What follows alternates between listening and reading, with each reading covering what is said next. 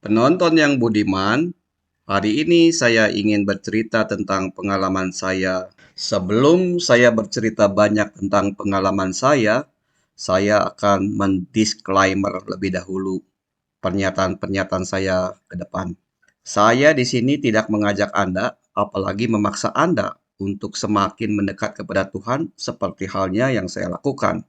Karena pada umumnya mengajak seseorang berbuat baik itu sulit. Tetapi kalau kita mengajak seseorang berbuat jahat tanpa diminta pun, orang yang lemah imannya akan mengikuti. Sebagai seseorang yang beragama, tentunya kita akan selalu mempelajari kitab suci dan serta berdoa kepada Tuhan Sang Pencipta langit dan bumi. Baik itu orang Kristen, Katolik, Islam, Buddha, setiap orang yang bukan ateis tentunya akan mempelajari kitab suci yang Tuhan berikan serta berdoa kepada Tuhan. Dahulu saat saya banyak mengalami kekecewaan, saya mulai menjauh dari Tuhan, tidak ke gereja, saya juga tidak membaca dan merenungkan firman Tuhan. Ketika saya hendak membaca dan merenungkan firman Tuhan, saya tidak mendapatkan sesuatu. Akibatnya, kehidupan saya semakin terpuruk.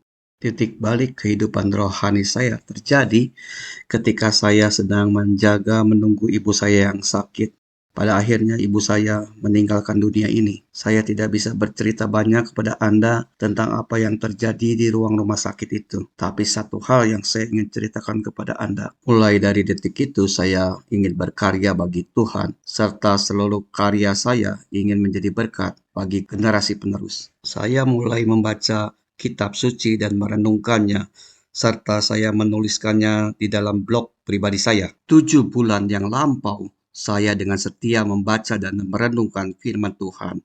Dan pada saat hari ini, saya merasakan dampak dari membaca dan merenungkan firman Tuhan itu. Saya merasa bahagia, tenang, damai sejahtera. Kalau melihat dengan kasat mata, kehidupan saya serba kekurangan dibanding rekan-rekan alumni di mana saya belajar bersama dengan teman-teman di perguruan tinggi. Tetapi saya tidak mengeluh karena kebahagiaan yang saya rasakan itu datang dari Tuhan, menggantikan segalanya. Proses perubahan rohani ini tidak terjadi dalam 1 hari, 2 hari, 1 minggu, tetapi terjadi di dalam 7 bulan.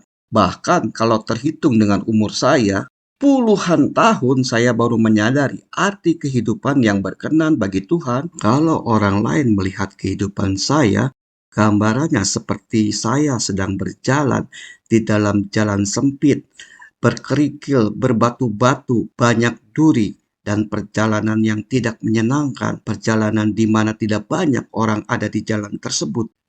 Tetapi dengan mata iman, saya seolah-olah berjalan di dalam jalan yang rata, yang luas, yang indah, dan di ujung jalan sana ada satu tempat yang paling indah yang tidak bisa diungkapkan dengan kata-kata. Apabila Anda ingin mengalami kebahagiaan seperti saya, mulailah hari ini dengan membaca kitab suci dan merenungkannya. Apakah Anda seorang Kristen, Katolik, Islam, Buddha, ataupun Hindu? Carilah kehendak Tuhan dengan membaca kitab suci.